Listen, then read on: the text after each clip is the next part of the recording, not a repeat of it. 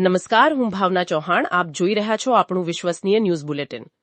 કપડવંજ 108 એમ્બ્યુલન્સના કર્મચારીઓએ દર્દીનો જીવ બચાવવાની સાથે સાથે પ્રામાણિકતાનું ઉત્તમ ઉદાહરણ પૂરું પાડ્યું છે.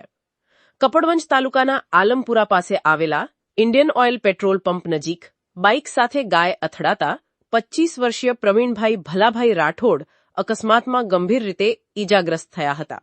અકસ્માતની જાણ થતાં જ કપડવંજ 108ના ઈએમટી દિલીપભાઈ પરમાર અને પાયલટ રમેશભાઈ શર્મા તાત્કાલિક ઘટના સ્થળે પહોંચી ગયા હતા. દર્દીની હાલત ગંભીર જણાતા 108ના કર્મચારીઓએ સમય ગુમાવ્યા વગર તેમને એમ્બ્યુલન્સમાં લઈ સારવાર શરૂ કરી હતી.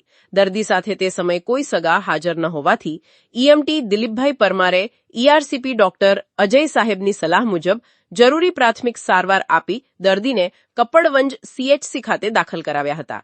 આ દરમિયાન દર્દી પાસેથી ચાંદીના કડા 1 જોડી, ચાંદીના કાબિયા 1 જોડી, એક એન્ડ્રોઇડ મોબાઈલ ફોન અને રોકડ રૂપિયા 1820 મળી આવ્યા હતા. દર્દીની ગંભીર સ્થિતિને ધ્યાનમાં રાખીને સારવાર કરાવ્યા બાદ 108ના કર્મચારીઓએ દર્દીની માતા વિમળાબેન ભલાભાઈ રાઠોડનો સંપર્ક કરી દર્દી પાસેથી મળેલી તમામ વસ્તુઓ અને રોકડ રકમ તેમને પરત સોંપી હતી. આ રીતે અંદાજિત 1,60,000 રૂપિયાની કિંમતની ચાંદીની વસ્તુઓ, મોબાઈલ અને રોકડ રકમ પરત કરીને કપડવંજ 108ના ઈએમટી દિલીપભાઈ પરમાર અને પાયલટ રમેશભાઈ શર્માએ પ્રામાણિકતાનું અનોખું ઉદાહરણ પૂરું પાડ્યું છે.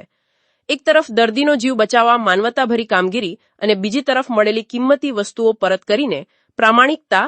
કપડવંજ 108ના કર્મચારીઓની આ કામગીરી ખરેખર સરાહનીય અને પ્રેરણાદાયી બની છે. કપડવંજ 108ની આ માનવતા અને ઈમાનદારીને સૌ કોઈએ બિરદાવવી જોઈએ.